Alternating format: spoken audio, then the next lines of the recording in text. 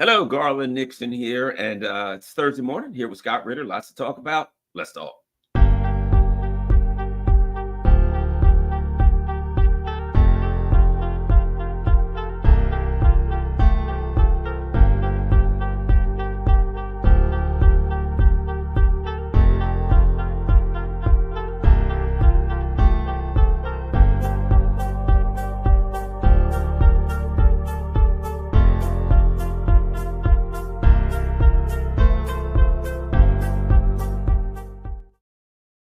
Hello, Garland Nixon here. And before we get going, don't forget, it is important, it is critical that you go to scottritter.com. Go to scottritter.com. That's Scott Ritter's website. You can see everything that's going on with him. You can see all his good work. You can see the articles that he's working on. And of course, you can support Scott Ritter. Do you have like Patreon or something like that, Scott? How can people support you? No, I mean, if you go to scottritter.com, I think the best way to support is through my Substack. Okay. Through subscription. But I guess there's a donate button as well. If you don't want to subscribe, you just want to do a one-time donation. I will tell you that anything that's provided goes to good use. So yeah, so a good idea. And look, Substack is cheap. It's like $5 or something a month. So go to Scott Ritter's Substack and sign up. Make sure you can you can help him with all the work. But just so they know, well, all donations are welcome. That's how you pay the bills, Garland. You know this. My Substack is available as a free subscription as well, meaning that if you don't have the ability to donate, and I understand where that is, what that means, I'm not denying you access to what I do. scottritter.com is free. The stuff we post on there is freely accessible. The subscription to Substack is free. So, there's no financial means barrier to gain access. The whole purpose of what I do is to try and get information out to people so that they can be better informed. And if you're in a position to subscribe, if you're in a position to donate, it's much welcome. But if you're not, please come in and read the information, access it, see the videos, because that's what it truly is all about. That's the only reason why I do this, is to help get some knowledge and information out there so a broader audience can be better informed. Wonderful, wonderful. Okay, now let's get started here with the most dangerous situation that we face. The situation for long right lane, the push, the UK and various neocons who are constantly escalating. Oh, we got to do long range strikes in Russia, And I read recently where some high ranking people in Russia said basically, there will be very, very significant reaction to it. Now, could that mean that they nuke the whole world? Certainly. I don't think it's in the nature of the Russians to do stupid and emotional things, but I tend to think they're on a path of really significantly arming their allies. And that's one of the I just saw recently that North Korea said, hey, we got some new drones and we're going to be building all these new drones. And I thought, a bunch of Russians military people showed up in North Korea here in the last couple months, and now bit by bit the North Koreans are like, we got new drones, hey, we got new missiles, hey, we got new this, we got new that. I know the Houthis recently, their leader was in Moscow. Anyway, your thoughts on all of that, Scott? Make some sense of that mishmash of information.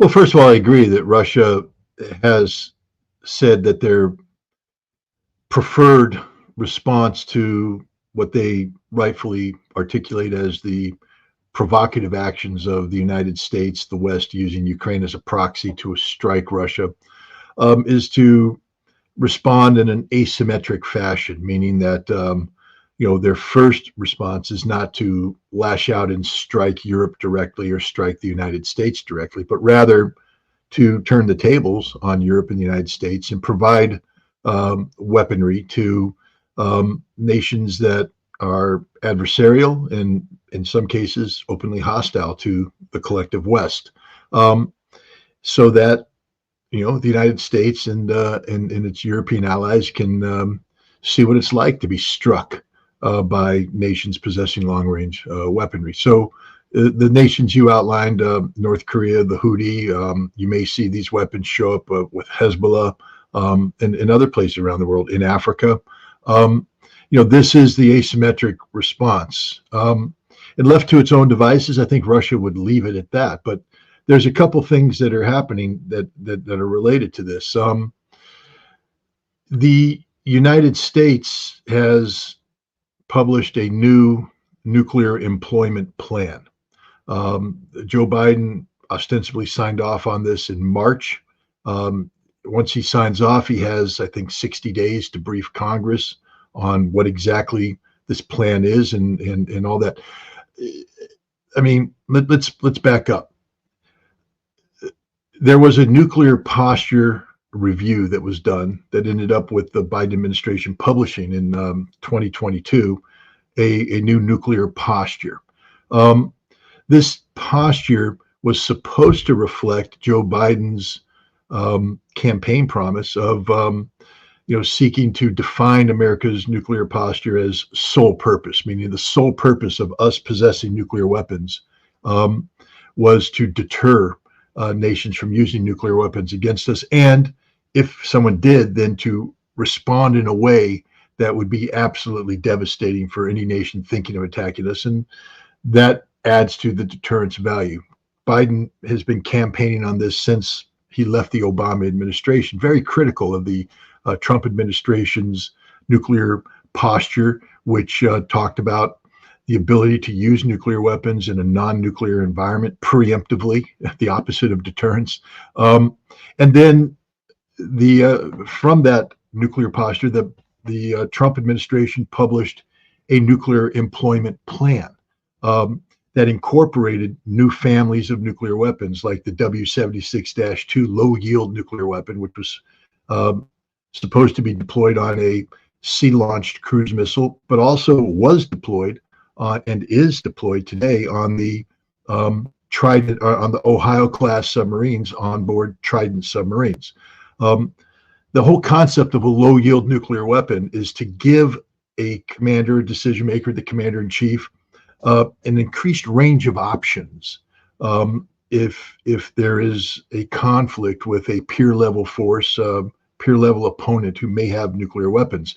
This means that, as it was exercised during the Trump administration, then Secretary of Defense Mark Espers went to Omaha, Nebraska, the Strategic Command, where he participated in a war game that had the United States on his direction, launching these low-yield nuclear weapons from Ohio-class submarines against Russian forces engaged in offensive operations in the Baltics. I just want to emphasize that we did a war game where we exercised the launch of low-yield nuclear weapons against a Russian target as a result of a conflict between Russia and the Baltic states.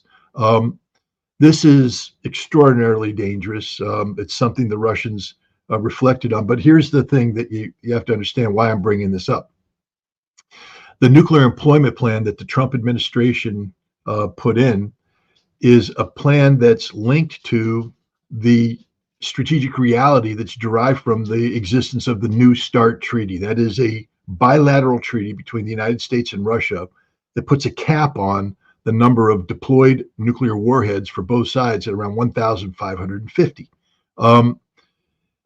And both sides have structured their nuclear forces this way. Now, Biden, when he said that I'm going for the sole purpose doctrine, did so with the understanding that this was the reality, that our nuclear employment plan was primarily focused against the Russian target. Other potential adversaries, North Korea, China, Iran, these were smaller target decks where we could strip away sufficient warheads from a strike package against Russia and deal with these targets effectively. But the problem is, from the time Biden articulated this till the time he became president, some things happened. Our aggressive posture with China, literally provoking them towards a military conflict in Taiwan, caused the Chinese to reflect on their own nuclear posture. And they came up with the determination that having a bunch of old liquid-fueled missiles in silos with warheads removed no longer served their purpose. Those forces were supposed to be, retaliatory in nature, a deterrence that if you attacked us, we can hit you. But the Chinese came to the realization that the United States, with just a few missiles, could take out all of China's nuclear retaliation capability. And the Chinese went, if we're going to go to war with America over Taiwan, we have to make damn sure that we can't be subjected to nuclear blackmail, where the United States says, you can't do anything about it because we'll take your whole country out and there's nothing you can do in response. The Chinese went, well, we don't like that. So they began a massive expansion program. I mean, they have like 360 silos missile silos, modern missile silos being built in the deserts of China. These silos are capable of containing what's called the DF-41. This is a modern solid rocket missile, meaning it instantly launches. You don't have to fuel it up. You don't have to wait. And the warhead's going to be on it. Not just one warhead, but 10 warheads, 10 independently targeted warheads. So each DF-41 hits 10 targets in the United States. Now they have 360 silos. Now that doesn't mean they have to put missiles in each one. They probably won't. They'll probably only put 100 in there, but you don't know which one it is. They get to play the whole game. And this is a strategy that the United States once had. We were talking about building, mobile missiles that we would move around from launch place to launch place, so to disrupt Soviet targeting. So if the Soviets ever wanted to launch a preemptive strike against America, they would have to allocate warheads against every potential launch site. And that created a problem. Well, the Chinese just created a problem for the United States. Now we have to deal with North Korea with their dramatic expansion of their nuclear program because of the failure of the United States to follow through with Donald Trump's efforts to denuclearize North Korea, the Biden administration's aggressive posturing. We now have North Korea having the capability to strike the United States with significant nuclear power. To take that out requires, again, a reallocation of nuclear weapons. We only have so many because of the treaty cap. So now we're reallocating, and the nuclear employment plan is all screwed up. Can't be done with the old Trump one. So Biden had to come up with a new nuclear employment plan. Now, the curious thing about this plan is that he still has to deal with the cap. The New START treaty does not expire until February 2026. Now, at the end of February 2026, we can immediately take warheads out of reserve. We can upgrade Minuteman III missiles from single warhead to 3 warheads. We can recommission launch tubes and Ohio-class submarines. We can, make B-52s that we denuclearize, make them nuclear again. This is what the Russians were always saying we could do. They said, in the New START treaty, you guys are just lying. You didn't decommission anything. You just temporarily modified them. And we bragged about it to Congress. We had admirals and generals say to Congress, yeah, don't worry about that. And in a crisis, we can immediately bring these things back up. And that's what we're going to do in February 26th. And so we're going to bring another, couple thousand warheads back into deployment. And then we'll have a new target deck. But the Biden new plan that can't do that yet. You can't allocate warheads that legally you're not allowed to allocate. So they've reallocated these warheads. For the Russia scenario now, that means that we have to come up with innovative employment plans because we have to accomplish what we want to accomplish deterrence-wise and warfighting-wise with fewer warheads. This means that we're going to be leaning further forward.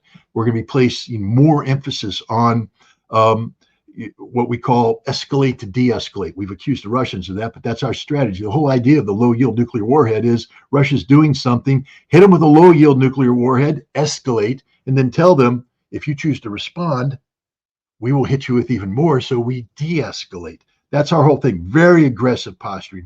The same thing with the B-61 bombs. We're going to take about 20 of them and put them on full-time operational status with the NATO nuclear deterrent force. That means they're on strip alert. So the Russians now have to, take a look and say, when is America going to fire a W-76-2 from a Trident? When are they going to launch a B-61 off one of the F-35s operating out of Europe? And this is where it gets dangerous.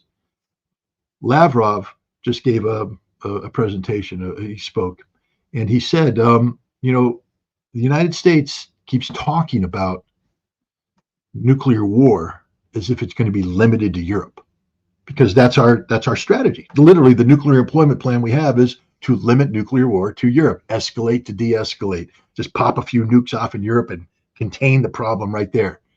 Lavrov said that's not what's going to happen. If there's a nuclear war in Europe, understand that the United States will be struck. We are redoing our own nuclear employment plan as we speak. You're going to get burned. And so here we have Biden going off and, first of all, we're not going to renew New START. It's dead in the water. That's the end of arms control. There's no effort right now to, instead of going to an arms race with China, we could have sent delegations over to say, hey, how do we stop this arms race thing? This is insane. We don't want this.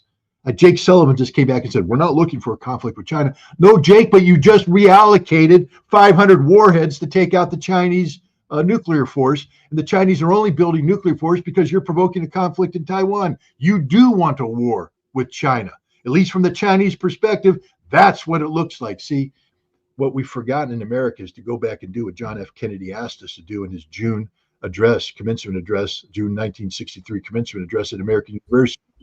Doesn't mean you have to agree with your adversary, but hey, stand in their shoes for a moment so you understand what the world looks like from their perspective. And then let that guide you how you deal with this problem. Maybe if we spent more time worried about the Chinese perspective, the Russian perspective, we'd come up with better policies. But instead, we are aggressively leaning forward. And now we come back. I wanted to put this all in because this is important. Long-range strike. I'm telling you right now that my understanding, based upon numerous discussions with well-placed Russians, Russian politicians, Russian military officers, that if the West thinks that it can empower Ukraine with Western weaponry to do deep strikes into Russia, and that's where it's going to stand, you don't know Russia. If Russia starts getting, Zelensky's talking about hitting Moscow and St. Petersburg. If this happens, it's not going to be Ukraine that's hit with nuclear weapons. It's going to be Poland. It's going to be the United Kingdom. It's going to be France. And this is the point I'm trying to make.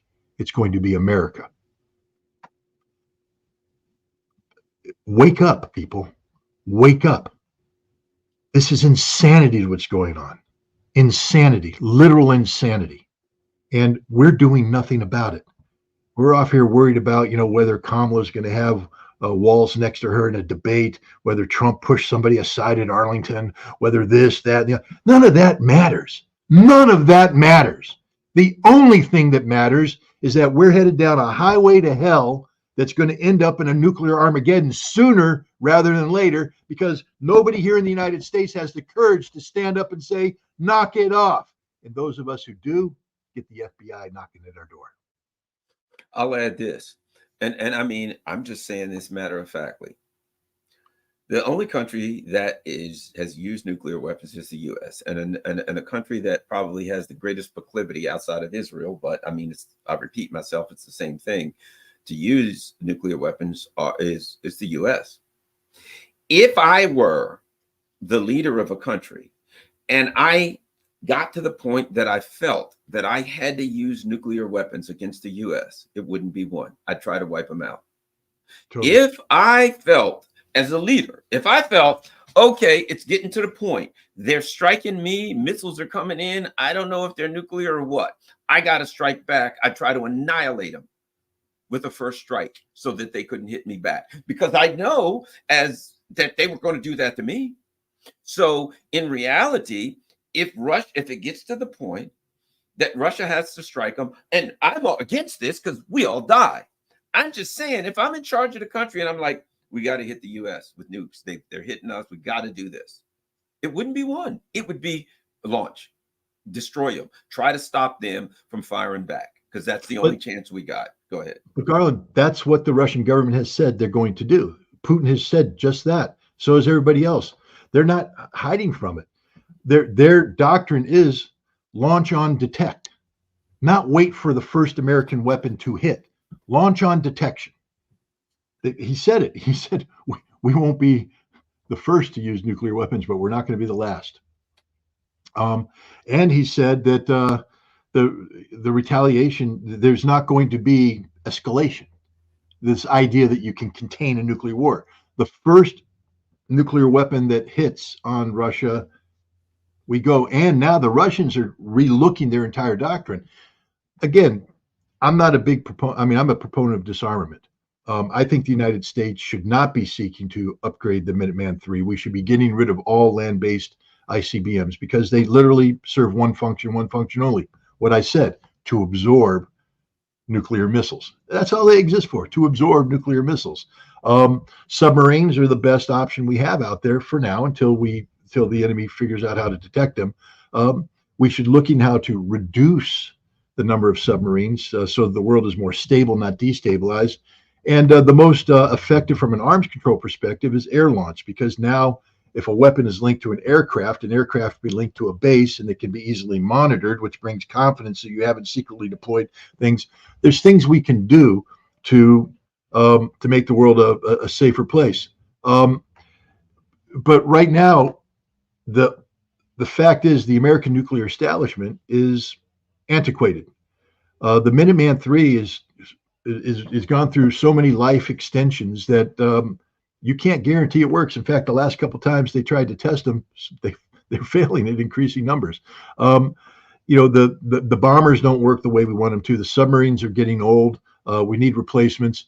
So what? In order to upgrade our strategic nuclear force, we're going to end up spending trillions of dollars at a time when we really can't afford to spend trillions of dollars. This is why I always emphasize arms control. It makes the world a safer place, but it also makes our quality of life better, because all that money that we're going to pour into weapons that, God forbid, we ever have to use, because then life's over, is stupid. But we're at a point right now where we haven't upgraded.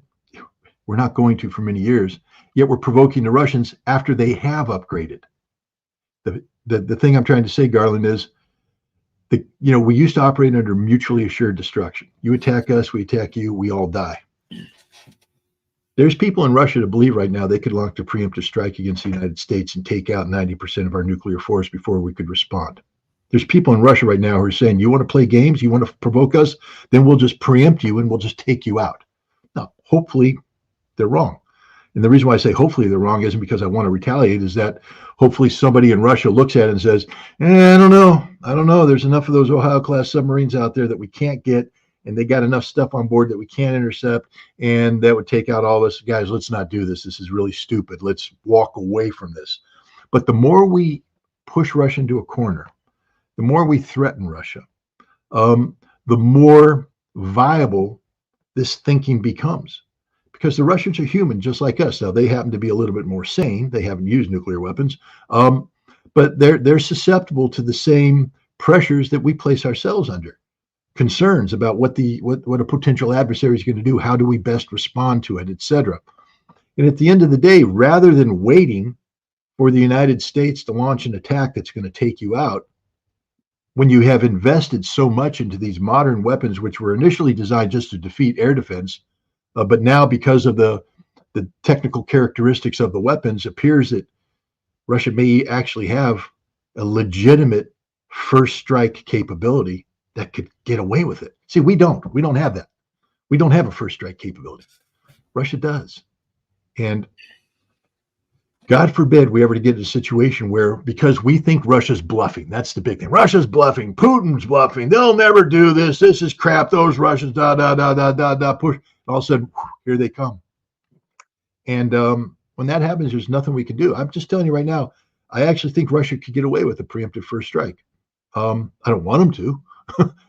And, push comes to shove, I guess that means we have to modernize, or rather than spend trillions of dollars on weapons that hopefully we never use, and if we do use them, the world's over, why don't we engage in arms control? Why don't we actually sit down with the Russians and the Chinese and say, hey, let's reverse course here. Let's save the world. Let's figure out what we need to do to lower tensions and eliminate the threat of nuclear war. But nobody's talking about that right now. They're not having those discussions at all. Yeah, I agree with you. It's very dangerous times, and there's nothing we can do about it, but continue to try to educate people. So I really appreciate the work you do, Scott, although the FBI doesn't. Let's move on to that right now. Because, let's face it, we're all kind of, you and me and a lot of people are all in the same boat. I recently did a video and I said, if Harris wins, you can rest assured there will be a major crackdown. You can rest assured if she wins, major crackdown. 100%. Just all of us. Throw something in there in perspective, Garth. The weekend before the FBI came to my house, we had a nice little book event. You remember that one? Yep. well attended. We had one guest from the Russian consulate there, Dmitry Polyansky, deputy ambassador. The fact that Dmitry Polyansky was at this book event has thrown the Department of Justice and the FBI into such a twist. Oh, yeah. Such a twist. They think he's the controlling agent, apparently, that he's the one directing this entire effort, that he's there to control me, that there was somehow some sort of secret. We did the videos, and I pray to God, I hope this is the case. Remember that blink code that we taught ourselves, Garland? Yeah, the old blink code. The old blink code, from Maxwell Smart. I used the coughing code and the code of silence. Well, because Dimitri and I were blinking to each other the whole time, sending secret messages. Now, I want the FBI to take those videos and spend, I don't know how many hours trying to decode this. I'm going to tell you that it's a derivative of the Morse code where you replace the second variable with the third integral, and you repeat that pattern every fifth moment. Now the NSA is up there. How do we crack this code? God, yeah, exactly. They got and spend billions of American taxpayers' dollars trying to figure this thing out, or ask me the question, why was he there? And I'll say, because he was invited there. Because I believe in having dialogue between Americans and Russians, and I think it was important for him to be there to have the potential of having this dialogue for better understanding. But he was there at our invitation, not his direction. I mean, we invited him. He didn't direct his. We are incapable of thinking rationally in this country anymore. Incapable of it. And now everybody who is at that meeting, and unfortunately that includes you, and this is where I apologize, is now under the FBI's little microscope. Now, wait a minute. I do a show on Sputnik, dude. I was already, if I've always said this, I've said, look, if they ever come to me and say, Garland, you're a Russian spy, I'll say, shut up. You got everything that I have bugged to hell. You already know I ain't a Russian spy because everything's bugged. So what is it really? That's what I wouldn't even play along with it like we think you're a Russian spy. So I said, get the hell out of here. But I told them that too, Garland. Yeah. I told them that. They seized my electronics anyways because they're looking for, I probably shouldn't have joked about the blink code, but they're looking for covert communications. Because they have everything. They've been monitoring me. They proved it. They showed me the intercepted emails. They have everything. And I went, then why? Everything you have in your hands is on that computer you've been monitoring for the last couple of years. Every conversation I've had that you're alluding to is on the cell phone. But they're convinced that somehow on there is a covert means of communication. Maybe Telegram. Maybe because they can't, we now know with Pavel Durov being arrested in France, there's a big concern that security services can't get in the back door. So I guess, now they have all the chats, maybe they can go back and reconstruct phone conversations. I don't know, but I'm not hiding anything. There's literally nothing there to hide.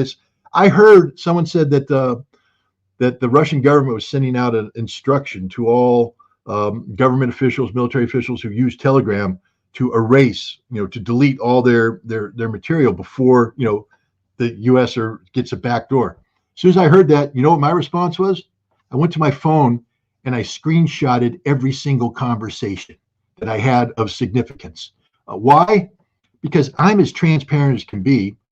I know the FBI has those conversations, but if they get deleted and I don't have them, now I'm at the mercy of them. They don't get to have unilateral control over this data.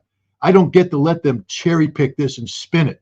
If we're going to have this fight, we're having the fight with the totality of the archive. So I screenshotted everything. Now, having said that, there's going to be a knock at my door and they're going to take this phone because this now is the thing that proves that I didn't do what they're accusing me of doing. But this is the insane world we live in here, Garland, where simply trying to live in peace and harmony with a nuclear armed, nation that we don't want to see. It doesn't need to be our adversary. They don't want to be our adversary. This becomes a crime. Simply trying to make peace to avoid nuclear war becomes a crime. Well, think about this. I don't know if you've been following this story, Tulsi Gabbard. Tulsi Gabbard is an active member of the military. And they put her on this dark skies or something list. They always got a name like this. And so now when she gets on a plane, they got like a bunch of bomb experts. And First of all, that's irrational. I'm supposed to believe that an active member of the military, a former member of Congress, a person who's on TV all the time, Bob, that somehow she's going to take a bomb on the plane with herself and blow herself up and everybody. You know what I mean? But to me, do they really believe that? Not necessarily. It's not that they do, and it's not that they don't. They're acting. They're doing things. These are not rational acts. They're not sitting down saying, should we, shouldn't do that. Oh, Tulsi Gabbard did or said or didn't do or didn't say this. What are you going to do? Assign a team to her right away. And well, what? Because it's not even rational anymore. So now they're following Tulsi Gabbard around. Of course, JFK, RFK Jr., needless to say, I'm sure he's a Russian, Iranian, something of North Korean spy. I guarantee you that they are bugging and watching everything in the world at RFK Jr. now because he's working with Trump, which means he has to be a Russian something or other. This is just who they are and what they do now, and there's not even any reason or ration to it, Scott. No, and they're, yeah, you know, here's the other thing too. I mean, when I came back from Russia the first time, the first trip, I was held by the Customs and Border Protection Service for many hours, and they brought in their top Russia guy, you know, and we talked. I told him I have nothing to hide. We went through the whole thing. And that, look, I'll give you the end of the story first. When we finished, we shook hands. I had brought gifts in that I declared. Everything was declared. I had the documentation. He could have assessed a whatever the fee or the assessment, make you pay a percentage of the value, but he has the ability to waive that. And we had such a great conversation. He waived it. You know, I mean, there was no animosity, no hard feelings, but we had a long talk. And I was trying to ask, because he would ask me questions and I would give him answers. He goes, "Really?" I said, "Yeah." And he goes, "Oh man, I've been debriefing people coming in from Russia for years now." I said, especially after the SMO started, right? He said, "Yeah." And I said, "So those Russians that fled Putin, they came in and you talked to them?" "Yeah." And so he has a very stilted worldview about Russia. He's not a Russian expert. He's an analyst. I give him credit for that.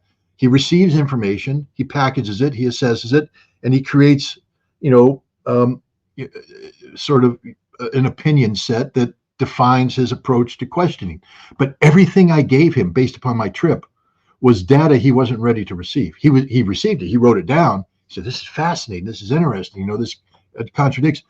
But the reason why I bring that up is when the FBI was talking to me, they forget who they're talking to sometimes, or maybe I don't know, but I used to do this for a living. And so they're asking me questions that parallel the logic track of the Customs and Border Service guy. And I pointed that out to him. I said, "It's clear to me that you have access to the transcripts of the discussion I had with the customer." And they're like, "Yeah." And these people don't know anything about Russia. That's the point I'm trying to make. All these people running around investigating you, me, Tulsi, everything else, they don't know anything about Russia. I will challenge the Department of Justice right now to bring your best in your National Security Division, your Counterterrorism Division, your Counter-Russia Division, whatever you got. Bring your best damn analyst forward right now. Let's have a debate about anything you want about Russia. They know jack squat about Russia. They don't know anything about Russia. What information they know about Russia is derived from very limited, prejudiced sources. And they don't want to know about Russia. They only want to operate within the four corners of this very narrowly defined threat model that somebody's played in. And anything that doesn't match that narrative is deemed threatening, therefore subject to investigation. This is the exact opposite of what we should be. We should have, look, when I was in the military, we had entire Soviet affairs specialists. We call them foreign area officers. And I was proud to be associated with them and proud to be counted among their numbers. But these are people who have genuine expertise. It didn't make them pro-Soviet. The opposite. They were pretty, ardent Cold Warriors, anti-communists. But they knew what the hell they were talking about. When they discuss things, they understand the cultural roots, the linguistic roots. They understood the historical perspectives. so that it was accurate when they said things about what the what the adversary, what the enemy is thinking, what they're doing, what we think they're going to do. It was all fact based. These people don't exist anymore. The people, the training that happens today for people of this nature, for instance, the State Department going through the Foreign Service Institute or going through Georgetown, there's a template there, and you must be squeezed into that template, and what comes out has to comply and conform to the prejudices of the system. They don't want free thinkers. State Department used to want, I mean, the whole concept of foreign service officer, the big thing was the oral exam. They wanted guys who could think, who had knowledge, but could also think, articulate, challenge, be their own thinkers, to go out there and, and represent America well, to learn about the world, to be able to translate that back to an American audience so that better decisions can be made. Not today. Today, it's all templated. And if you can't squeeze it through the template, it's not allowed to go through. We are being investigated by the most ignorant people in the world about the subject they're supposed to be investigating. They know nothing about Russia. They can't put anything into a proper perspective. And this is a sad thing. Yeah, because their position is this. If this were true, if X were true, it would support the narrative that I'm pushing. Therefore, X is true. Not, let's find out whether or not X is true. So now it's Garland and, like I said, I've been on Sputnik for the last 7-8 years, I guess now, right? So I know they're, probably I look outside the door. I gotta drive slowly out of parking lots, because if I hit the brakes too hard, I'll probably have a black Suburban slam into the back of me, a whole line of them, But to some extent, this is going to sound weird. It kind of frees me. If I know they're looking at everything I do, the hell with it. I'll just live my life. Here's what I know. If they decide they want to get me on any given day, they can make something up. There's nothing I can do about it. That's what they're going to have to do. If they're going to get me, they're going to have to work for it. They're going to have to just make something up, because they're going to have the truth, and that ain't going to work well for them. Let's now move on to a couple of things. Number one, I read that the Iranians, the Israelis threatened the Russians. Threatened the Iranians with, we'll use, how the kind of things they say, whatever's devastating weapons at our control. In other words, they're implying the nuclear weapons that they don't have, right? And the Iranians basically replied, I'm paraphrasing, whatever you do will be responded with equal force.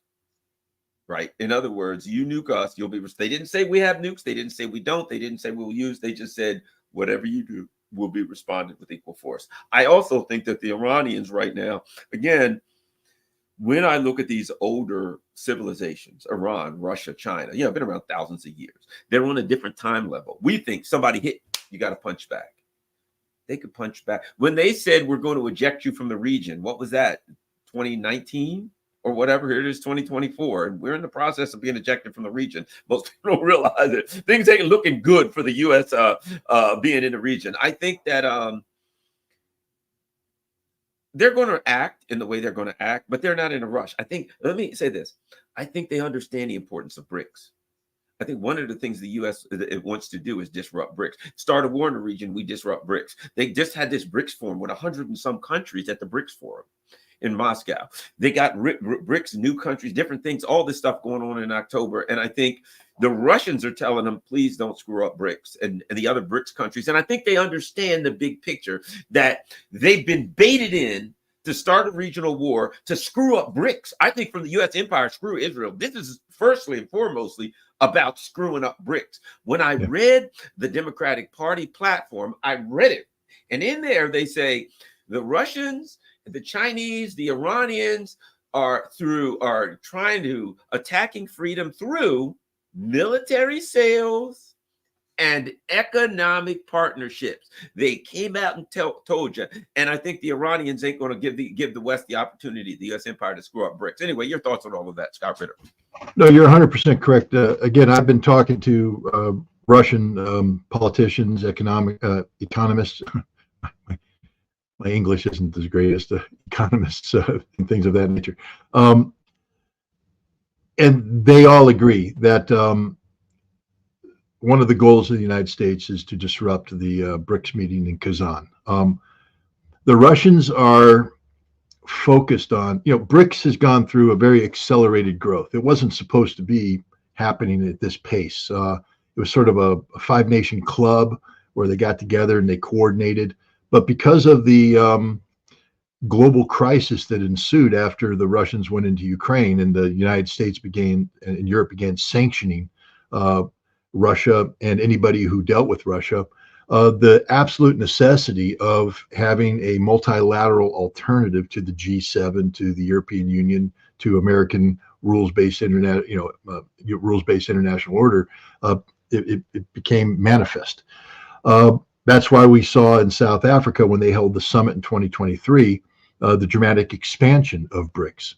And now what you're seeing this year in Russia, the goal is not only continued expansion, but consolidating this expansion by creating the infrastructure necessary for BRICS to become a full-time multilateral economic alliance, that can compete and indeed outcompete the G7. That's the goal here. Russia's been working overtime. I mean, I've been saying that one of the things I wanted to do this summer was to track this. I wanted to go to the St. Petersburg International Economic Forum, go to Moscow International Security Forum, and then go to the BRICS summit itself and track this so I could report back accurately so people would understand what's going on. I was not able to do that, and the West doesn't care. The West is ignoring this. But what's happening around the world is Russia's holding on a weekly basis the equivalent of what they call a ministerial, where they're bringing in the minister level people to have meetings about the structure of this Kazan meeting, what's going to come out of it. You see, it's not that Kazan's going to convene and people are going to start talking. All the discussion's taking place right now. Kazan's going to come in and people are going to start signing the treaties, signing the agreements, signing the documents. And when Kazan finishes, there will be a building in place called BRICS, and that's not going to be dismantled.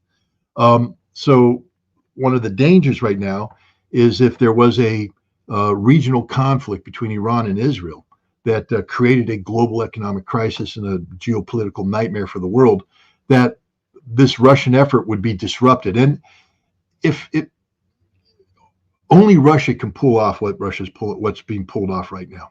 There's no other nation in the world that could pull this off for BRICS.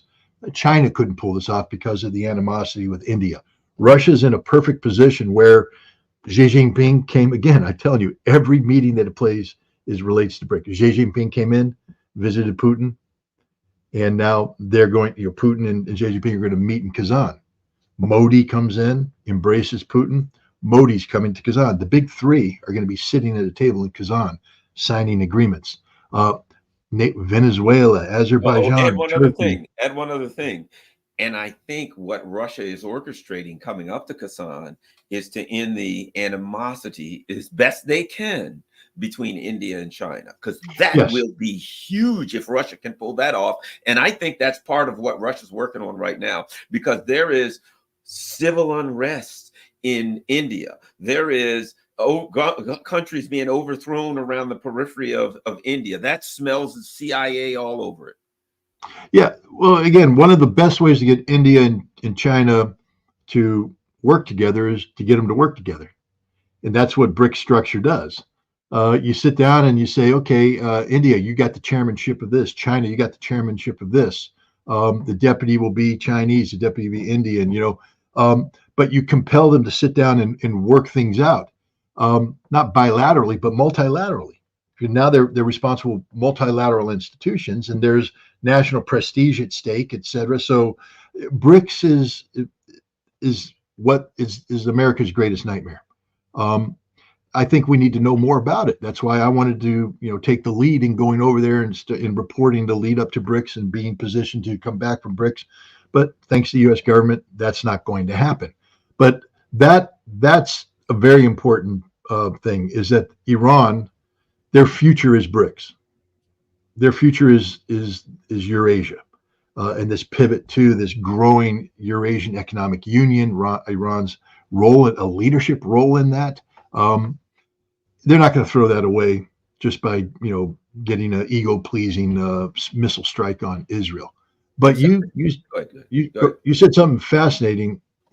I've been following the Iranian nuclear program for some time now. I've written 2 books on it, and I follow it intimately. Um, and I've always believed the Iranians when they said we don't want nuclear weapons. We don't want them. We view them as destabilizing.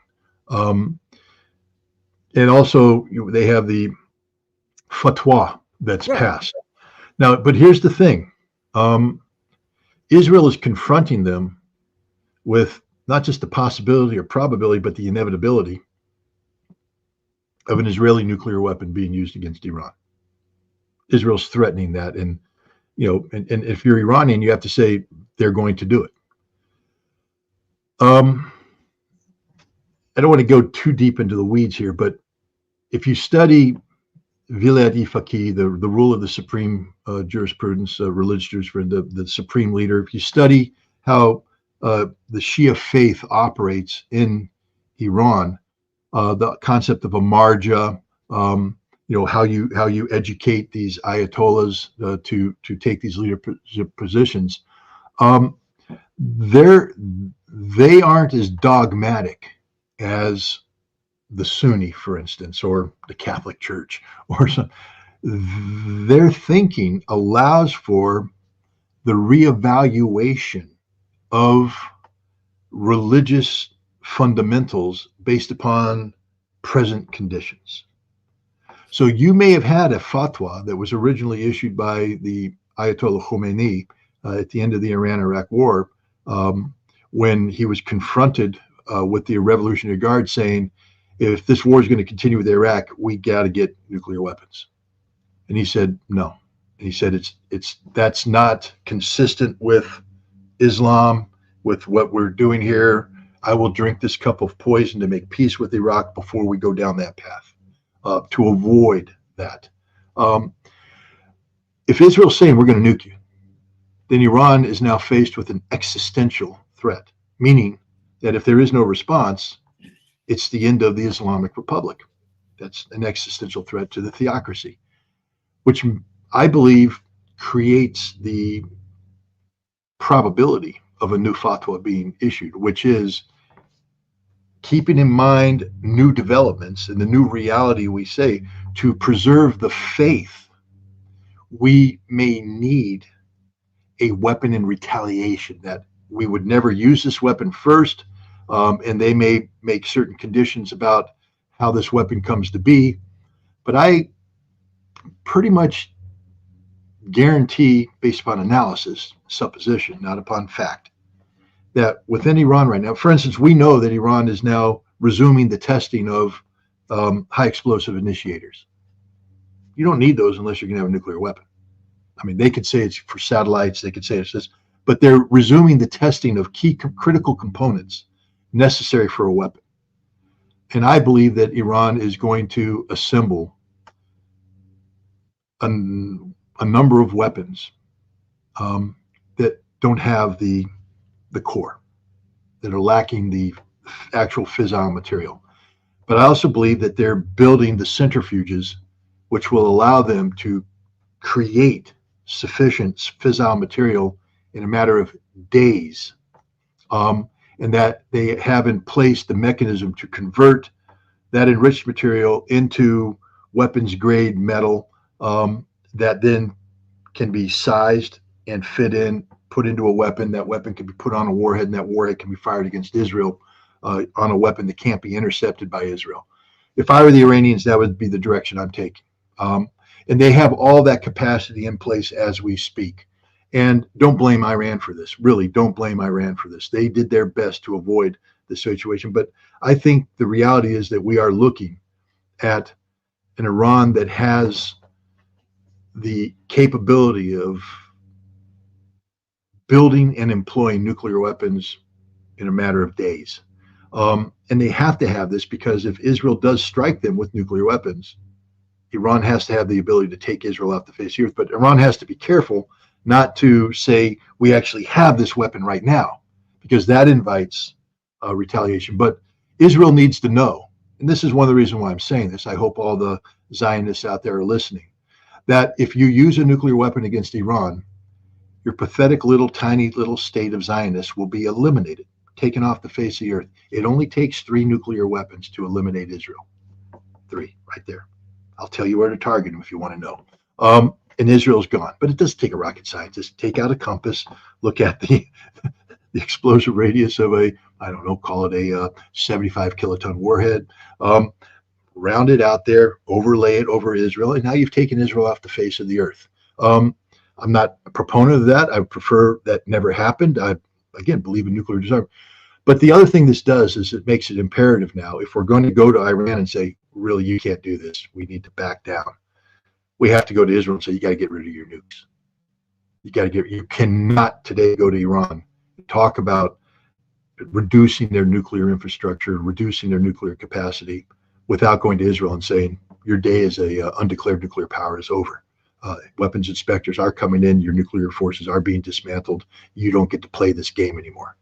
Because this is disruptive not just to the region, but to the world. This is a very dangerous situation we're in right now. I mean, now we have 2 potential nuclear wars that are happening simultaneously. And again, Garland, I just want to point out, no effort for arms control. No discussion about arms control. None.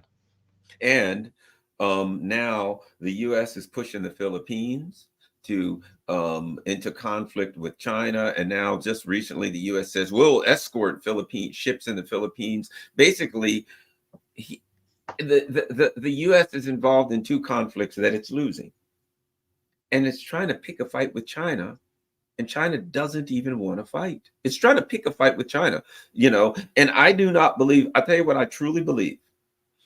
I've been reading more and more that the people in Burkina Faso and Niger, Mali, et cetera, in that region have been saying, yeah, boy, things are going good for us. We're sure getting a lot of weapons and missiles and things like that. I've been reading that, right? And I think they are. I believe that there are forces in Africa that if there were a regional war in the Middle East, would take the opportunity to go after the bases in Africa. I believe that there are forces around the world that if the U.S. got tied up in there would say, well, you know what? We might as well make our move now. I may be wrong. But and why wouldn't they? And why wouldn't Russia and China, et cetera, be arming them saying, you know what? These guys have gone over the edge and they got bases everywhere. We can do away with some of these bases, or most all of them. That, first of all, if it started, every base in the Middle East would be gone, would be vaporized immediately. You know what I mean? It would just be a disaster. But at any rate, I think that more and more countries that have been militarily weak are being armed by their brethren. That there is, let me put it a different way. In the same way that Iran has created a axis of resistance, whatever you want to call it, in their region, I think Russia and China realize the power of that, and they're doing the same thing worldwide. Yeah, look, when I first joined the Marine Corps, my first job was as a intelligence analyst with the G2 shop of 7th Marine Amphibious Brigade, the rapid deployment component of the Marine Corps, ready to move at a moment's notice. And one of the jobs I had was to update the contingency plans, they call them SIPs, contingency intelligence plan, of various contingencies. And, so you go in and the first thing you do is you just take a look at the assumptions that are made, threat assumptions. So, we're going to intervene in, country X, well, what is the military capability of country X? You look at all their capabilities, because that leads to force allocation. What do we need to deal with this threat? And that's how planning's done. What Russia's doing right now is making the life of every single Scott Ritter that's in a G2 shop somewhere in the U.S. military who does contingency planning extremely hard, because the assumptions that are made based upon the realities that existed a year ago can no longer be made. If Russia's providing weaponry, training, enhancing capabilities, that plan that we have on the plate has to be thrown away and a new plan has to be assembled. And that's what you do. But now you're defining a threat model that cannot be dealt with the resources allocated under the master plan. Because remember, we talked about nuclear weapons. We only have so many of them. And if you do a new nuclear employment plan, you've got to allocate warheads to targets, and you don't have warheads. You have too many targets. So that means you have to change your structure, your force structure, lean forward more heavily here, put more emphasis on this there. Well, we only have so much military power to go around. And now, as the world gets more complicated, for instance, Africa, I'm just telling you right now, my gut feeling about Africa is that the United States is writing it off. Because before we put a lot of resources in there, special forces going in doing the training, but the threat model is such that if we put special forces in there, then you have to have the ability to reinforce, to rescue, to do stuff.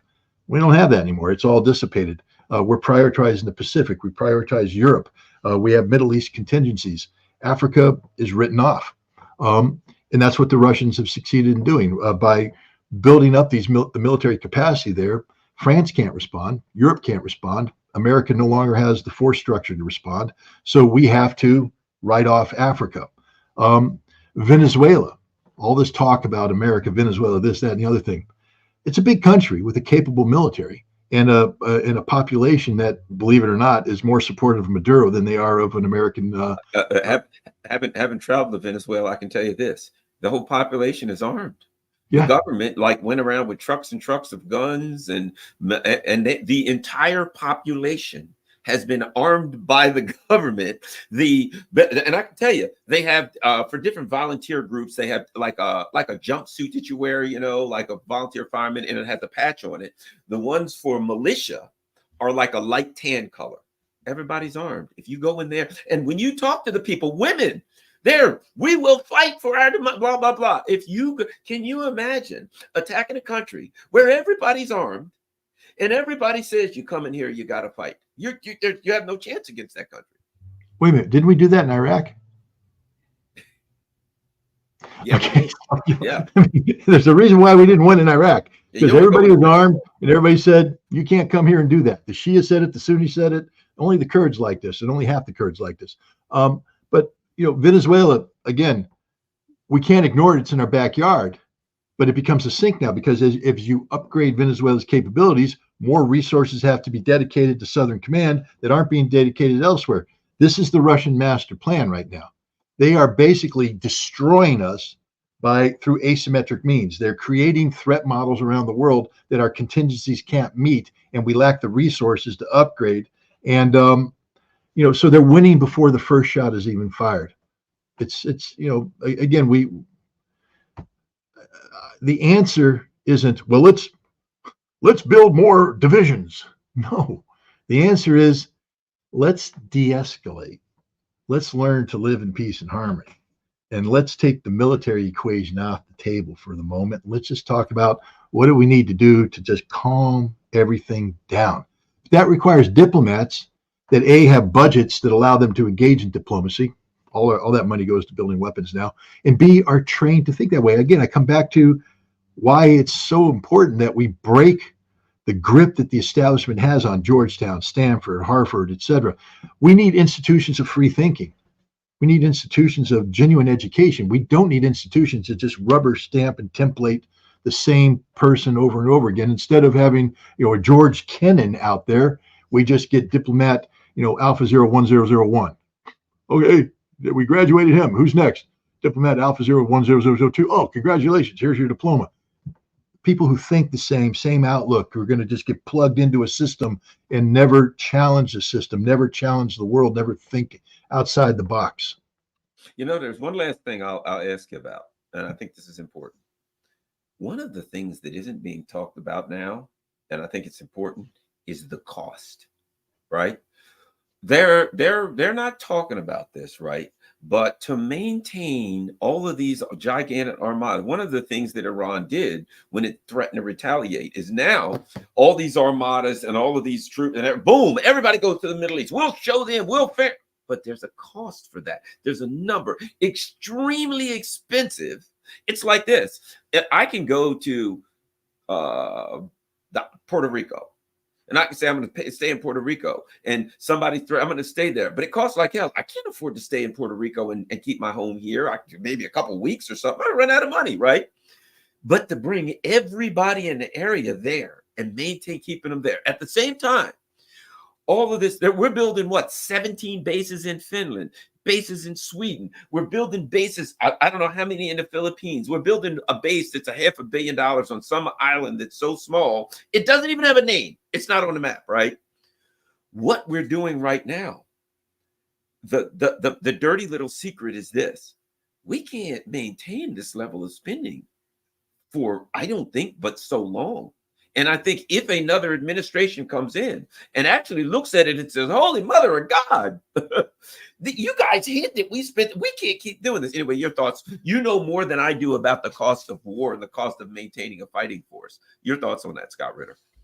You know, we're trapped by the budget, the budget process that we have. You know, we have contingency budgets for operational contingencies. There's money allocated for that. Then we have training budgets. So, you know, even though we put a lot of money in the U.S. military, this money gets put into different pots, and you can only reach into those pots if it, you know, if it's for what it says. You're not allowed to take money for, you know, buying X to go buy Y. You need congressional approval of that. So we have this big budget, and in there are things that, you know, our budget isn't just for, in fact, it's for a lot of things that have nothing to do with war fighting. We want to attract people into the military. Nowadays, that means that generally speaking, the soldier, sailor, airman, Marine that come in are either already married or going to be married, which means we have to have the ability to sustain that family. So there's a lot of money that goes into, you know, housing, quality of life, morale, health, and welfare, things like that, nature, child care, the whole thing, education, all that money's there. We also, we have to take a look at training tempo. And one of the things, you know, when you join the military, it used to be if you joined the Marine Corps, you weren't allowed to get married till you were a sergeant. And even then, you were just told the Marine Corps owns you. You're in the field when we want you to be in the field. We used to, you know, when you would do a permanent change of station. So I did my 2.5 years at 29 Palms, and now I'm going to my next duty station. While I was in 29 Palms, I didn't take any leave, because you don't take leave. You're a Marine. You're training. The mission comes first. Family comes second. And they say, now what you want to do is take all your leave in between this assignment. So, you know, go on your vacation, because once you get to the next assignment, guess what? You ain't taking any leave. You're a Marine. You're on duty. That was the way. Now it's like, no. You got to take this leave. You got to go out and do vacations, which means that, you know, the operational tempo and training tempo have to be managed carefully. Why do I bring this up? You know, right now the Navy's deployed 2/3 of its shipping into the Middle East theater of operation. First of all, these are unplanned deployments. So the contingency funding that was set aside ain't going to cover this. We ran into this last year, near the end of the fiscal year, where, you know, we ran out of operational funds. And so we had to go around and take money from places that weren't supposed to be taking money from, which has an impact, because if you take money out of a training budget, when you come back from deployment and now you're into your training cycle, you can't train. And now where do you get the money from that if you want to train? Well, now you start stripping money from other things like, you know, housing or benefits for the families, etc. And the quality of life for the military family goes down. And now that sailor who just was out there missed his vacation, and his wife, you know, the Disneyland vacation they planned with the kids got missed because he got extended. Now he's here, he comes home, and life's crap. And now it comes time to re-enlist, and he doesn't. And he leaves. And they just lost a guy that had just spent the last 7-8 years of his life serving his country, building up a skill set that's invaluable, and he's gone. That's happened in the Army, it's happened in the Air Force, it's happened in the Marines. They're leaving. We're sending 2/3 of our ships. Did you know that the U.S. Navy is decommissioning 17 ships right now because they don't have sailors to man them? 17 ships. You know that the Army was short, you know, several thousand, I think 60,000 short of its recruitment goals. So they had to actually reduce the size of the Army, even though Congress mandated the size. They had to reduce the size of the Army by 23,000. That's over a division. So we lost a division's worth of soldiers in an already weakened army, already shrunken army. Now they came from different things. It wasn't a whole division gone, but they lost capacity because they can't recruit.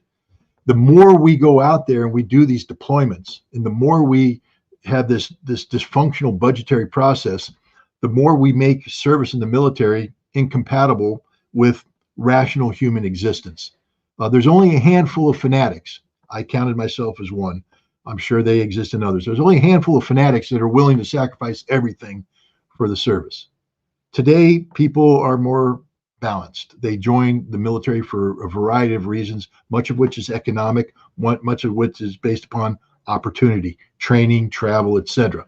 But when the military existence becomes dysfunctional and it becomes incompatible with your life plans, you just get out of the military. And that's what's going to happen here. All this stupidity that we're doing right now, we should be, if we were rational, looking at expanding our military by a couple 100,000, because for the world we're trying to create, and I don't agree with this world at all, but if we're saying this is the world we want to create, we don't have the military to create it. We don't have the military to enforce it, to back it up. We can't do it all. And yet we're trying to. And as a result, our military is even shrinking more. And when you start running out of money, it becomes problematic, because now when you talk about percentages of budgets, like I told you, we need if we're going to have a land-based component to the nuclear triad, we need a new intercontinental ballistic missile. The Minuteman III is finished. It can't really be extended anymore. But the Sentinel missile that they're trying to do, and I told you this, we've had this conversation. When they first put it out there, they said it's going to cost $300 billion. I'm putting a number out there. I'm sure it's a different number than that. And I looked at that and I said, no, it's not. Quadruple that. By the time it's done, this is a $1.2 billion program, and it's going to get even more expensive. Why? Because that's just how we procure. It doesn't work that way. It's a corrupt system. Everybody's like, no, Scott, you're prejudicial. You're negative. You're such a naysayer. There are review processes that are automatically triggered now because of these contracts, because of the gross irresponsibility of the defense industry. And in these, one of the things they look at is the percentage of cost overrun that already exists. And if you exceed that, they stop the program. So here we are, the Sentinel. It's a high priority project. We got to get this baby out because the Minuteman III don't work, and God knows we need a nuclear deterrent. The very first one of these mandated, checkpoints, they froze it. Why? Because it's already, I think, 12 to 20% cost overrun in the early stage. They can't afford to make this missile. I told you this thing isn't going to be a $300 billion system. It's going to be a 1.2 trillion, maybe even more by the time they finish, and it ain't going to work, because the whole way we build things right now, they don't work, because we don't build to produce a weapon that's good for them. We build things to enrich shareholders, and the whole process is corrupt. We're destroying ourselves, and this is another thing that the Russians and the Chinese and the Iranians and others, they just have to wait us out. To defeat America, don't go to war with America. To defeat America, just wait. America's defeating itself. We can't afford to be what we want to be. And we're unwilling to make the adjustments necessary to live within our means. We are unwilling to give up the role of global policemen, unwilling to give up the role of the global hegemon, the global banker, where we get to determine what you get to do. And if you don't do it the way we want to do it, you're going to sanction. Well, BRICS is going to take away the dollar factor, and they're going to come up with other banking alternatives, and the world's going to move on without us. You don't need to go to war with America to beat America. You just have to let America beat itself. Before we go, I'll show people one more article. I want everybody to see this, to let you know where the U.S. is. Everybody, look at this. Yemen's Houthis will let salvage crews access oil tanker they set ablaze. Yemen's Houthi group has agreed to allow tugboats and rescue ships to reach a damaged cruise oil, blah, blah, blah. Okay, Iran's mission said, okay, here's my point. Oh, we're tough. The Houthis add a flip-flop wearing sons of bitches. They're nothing to us. We're the mighty blah, blah, blah. And then we call the Houthis, hey, guys, would you mind giving us a little bit of time so we can go get the ship that you already hit, because we don't want you to sink everything that we're asking we're tough. We bomb the Houthis. We've got armadas everywhere, blah, blah, blah. We're the second Spanish armada ruling the high seas, whatever the case. But we got to ask the Houthis permission, because otherwise they'll sink every damn thing that we send there. I think we can learn something from that, can't we, Scott? Well, we can. Here's another thing, just to put it in perspective. Lindsey Graham just went to Kiev, where he postured. He flexed his little fat, flabby body, and he postured, opened his stupid mouth, and said stupid things. You do know that to get Lindsey Graham to Kiev, we had to make a phone call to the Russians that said, Lindsey Graham's going to Kiev. Please don't kill him. And the Russians went, okay, no problem. I hope everybody understands that all the stupid flexing that goes on, all the jawing that goes on in Kiev, Zelensky posing and all that only happens because Russia lets it happen. Okay? That's the God's honest truth. We have to get clearance. We have to say, this is what's happening. This is the train they're going to be on. Please don't bomb the train. Trees will blow up the train station. This is their schedule. Please don't attack it. Because otherwise, Russia could just go boop, boop, boop, boop, boop, and they're all dead. We're in control of nothing. Literally, we're in control of nothing. Nothing. We control nothing. It's all posturing. It's all fake.